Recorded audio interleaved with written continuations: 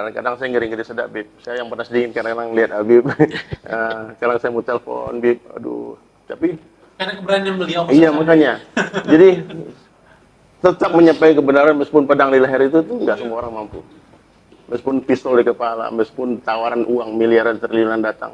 Saya sering bilang sama orang ya, kalian kalau kenal Habib Rizik personal, you will fall in love with him. Yes. Kamu akan jatuh cinta karena Kang Kemuliaan itu cuma potong-potong video-video pendek dari ceramah 1 jam dipotong 1 menit, kan sebelum before afternya nggak ada. Nah, jadi akhirnya framing negatif, framing Habib itu keras, ekstrim itu tuh maaf ya, benar itu kita tengok di komen-komen orang di sosmed ya. Coba kalau kamu jumpa Habib Rizik, beliau menciptakan syair-syair indah itu. Mabruk Alfa, Mabruk itu Habib yang buat. Kisah sang Rasul, Habib yang nulis syairnya. Berarti menurut saya Pak Presiden juga jangan terlalu sering dikasih mic deh. Bahaya. Ya karena maaf ya, kadang-kadang suka blunder, bercanda dan saya tahu tuh tidak sengaja. Beliau orang tua kan, orang tua kita kan. Kalau bercanda bergurau di lapangan golf, di lapangan polo itu nggak ada masalah ya. Di gurauan di meja makan, tapi kalau di tempat podium yang harus tiba-tiba berteriak hidup Jokowi itu kan jejak digital yang sangat memalukan gitu loh. Beliau presiden soalnya. Dan mudah-mudahan itu yang pertama dan ya itu mudah-mudahan sampai kemarin sampai ada mic yang bocor kan, jangan tidak hidup Jokowi lagi kan gitu.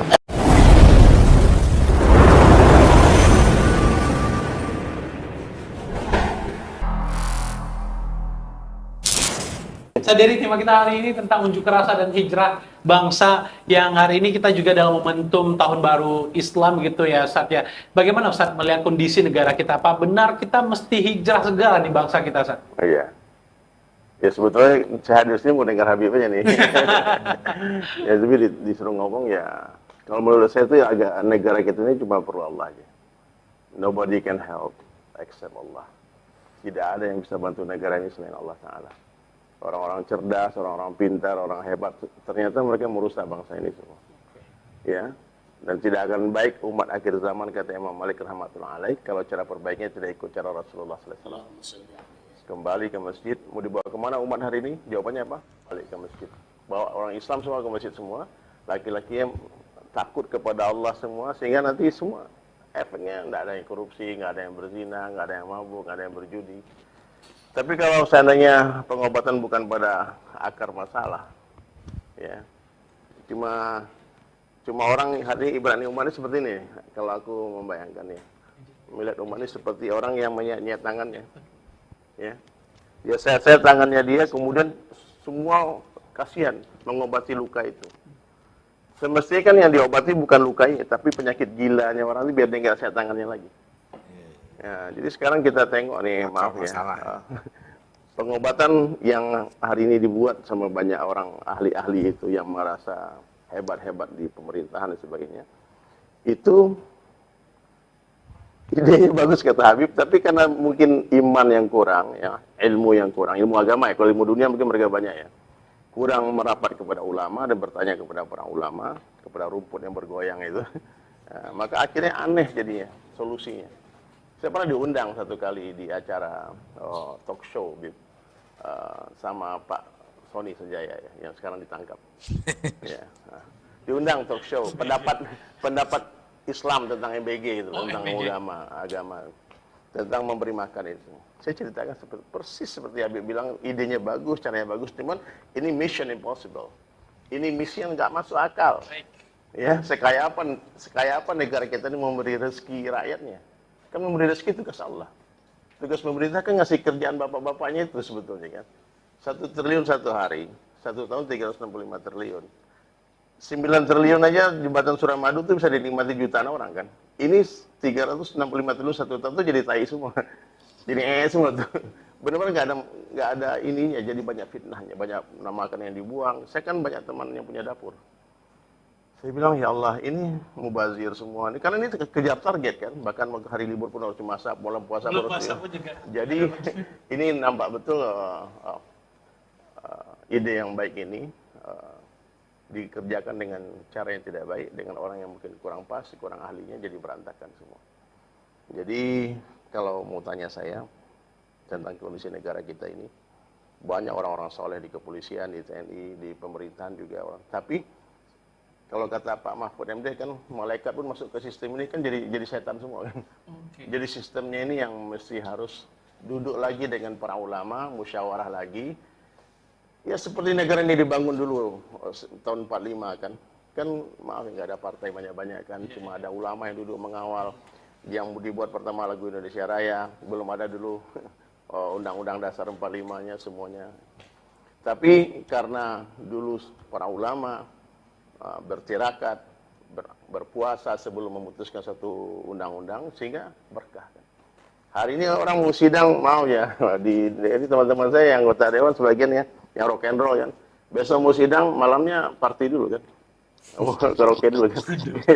Jadi susah, jadi undang-undang yang dihasilkan itu tidak ada dasarnya dengan iman gitu. Ya, tapi isi kepala aja, logika aja. Si kepala juga belum tentu kata. Itu aja. Itu logika menurut mereka itu hebat ya.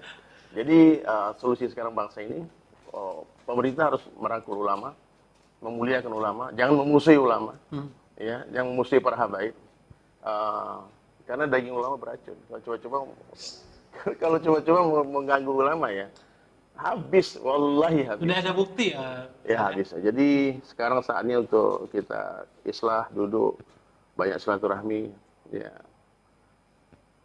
umara yang harus datang kepada ulama, bukan ulama yang datang ke pintu-pintu umara ya. Jadi fitnah nanti. Jadi kalau memang tugas ulama kan meluruskan, ya, bukan ingin jadi umara. Karena ulama ini derajatnya di atas presiden, jauh di atas presiden. Jadi kalau ulama sebetulnya ya dia turun menjadi umara, siapa yang meluruskan nanti? Ya, kalau teman saya bilang, ini kan kiai kita, gubernur kita nih kiai nih. Saya bilang, mesti gubernur itu memang ahli politik aja, memang orang-orang yang memang ahli dalam hukum pemerintahan aja. Yang kiai ya mesti harus meluruskan gubernur itu. Di atasnya lagi berarti. Ya, jadi kalau kiai tuan guru jadi gubernur, jadi wali kota, bupati, nggak mungkin presiden cium tangan gubernur kan? Mesti kan presiden itu cium tangan ulama. Sekarang ulama jadi gubernur, gimana sih ceritanya? Jadi mesti ulama itu sadar dengan kemuliaannya. Baik. Dan tidak takut juga. Kalau saya sama Habib, saya Masya Allah ya, tetap menyampaikan kebenaran. Kadang saya ngeri-ngeri sedap, Bib. Saya yang panas dingin kadang-kadang lihat Habib. Kadang saya mau telepon, Bib. Aduh, tapi... Karena keberanian beliau. Iya, makanya. Jadi, tetap menyampaikan kebenaran meskipun pedang di leher itu nggak semua orang mampu. Meskipun pistol di kepala, meskipun tawaran uang miliaran triliunan datang. Mengatakan tetap tidak itu, I think it's not everybody can do it. Banyak orang yang dulunya keras tiba-tiba hilang, diam, ya, karena sudah digembosin dengan dunia. Tapi di mata Saderi, posisi ulama saat ini di mata rezim umara saat Udah ini bagus. di mana? Udah bagus, cukup bagus. Cuman perlu merangkul semuanya ya. Maksudnya saya tidak banyak, kan kemarin ngundang semua ulama juga, ada Buya Habib juga diundang kan, cuman Habib nggak bisa datang kan. Banyak yang diundang-undang datang kan, nggak semua bisa datang. Tapi saya lihat deh keinginan Pak Presiden untuk dekat dengan ulama itu sudah ada. Cuman perlu orang yang pembisik beliau itu ulama. Orang yang hari-hari di kiri kanan Presiden itu mesti alim, orang yang takut kepada Allah. Ulama itu kan orang takut dengan Allah. Siapa orang ulama? Ya, Pak Buya ya, takut dengan Allah. Tapi kalau pembisiknya bukan orang yang paham agama, nggak sholat di waktu di masjid, maaf ya, tentu ini bisikin ya enggak. Tapi kalau setiap mau ngambil keputusan, Pak, takut sama Allah, Pak, selesaikan. Pak, ini manfaat untuk akhirat nih, ini manfaat, ini dalilnya, ini Al-Quran, ini hadisnya. Nah, jadi kalau Pak Presiden nonton tayangan ini ya, mesti cari ulama yang betul-betul wara, yang betul-betul tidak cinta dunia, yang ada di samping kanan kirinya. Artinya beliau sudah merangkul saat ini ya, Saderi ya. Tapi kebijakan-kebijakan atau saran-saran dari ulama ini sudah didengar sama beliau atau belum? Saya nggak dekat dengan beliau, nggak tahu juga ya. Cuman saya tengok-tengok di sosmed aja kan. Oke. Menurut saya Pak Presiden juga jangan terlalu sering dikasih mic deh.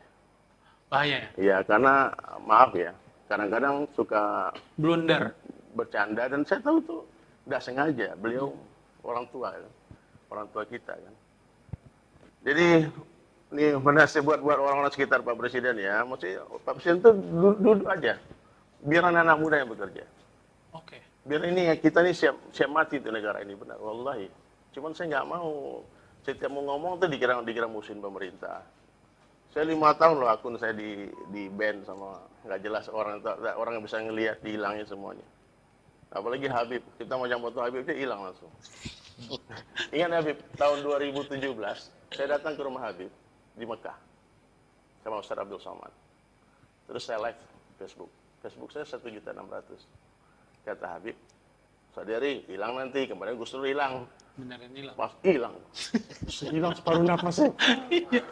Bangunnya lama ya, Sad ya? Ya Allah. Bangunnya lama ya? Tidak benar, Bang. Itu waktu itu, Beb, saya nggak tidur malam itu.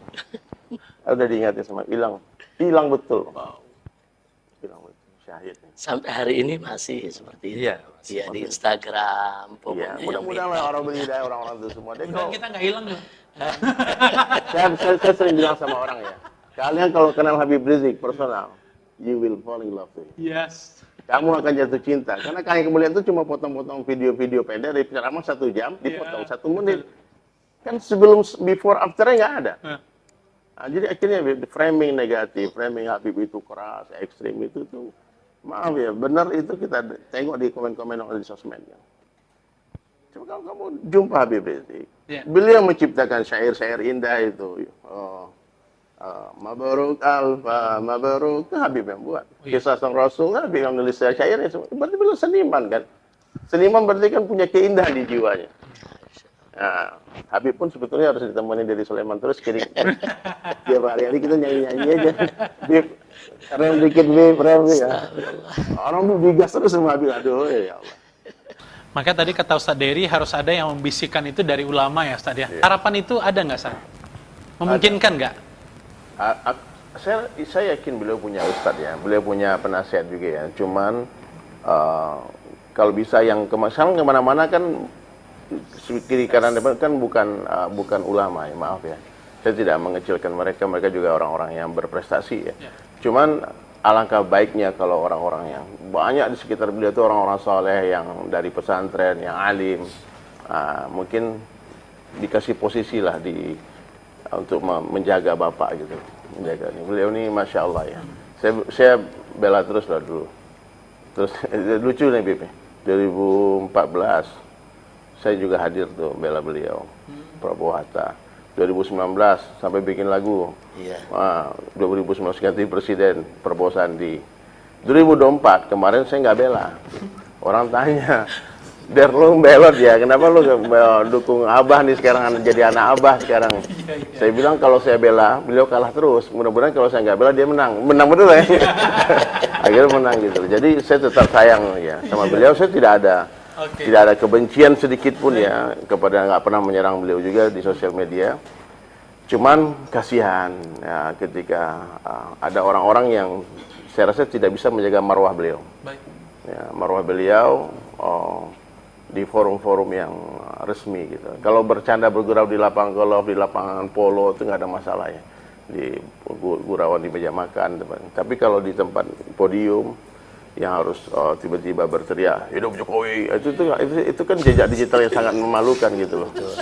Beliau presiden soalnya. Dan mudah-mudahan itu yang pertama dan ya terakhir. itu mudah-mudahan sampai kemarin sampai ada mic yang bocor kan, jangan tidak hidup Jokowi lagi kan gitu.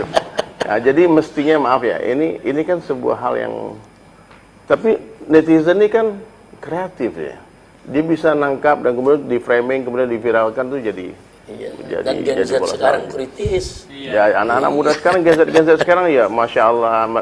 Saya kemarin hadir di Sukabumi di Masjid Sejuta Pemuda. Itu anak muda umur 26 tahun jadi pemimpin Yayasan Masjid Sejuta Pemuda.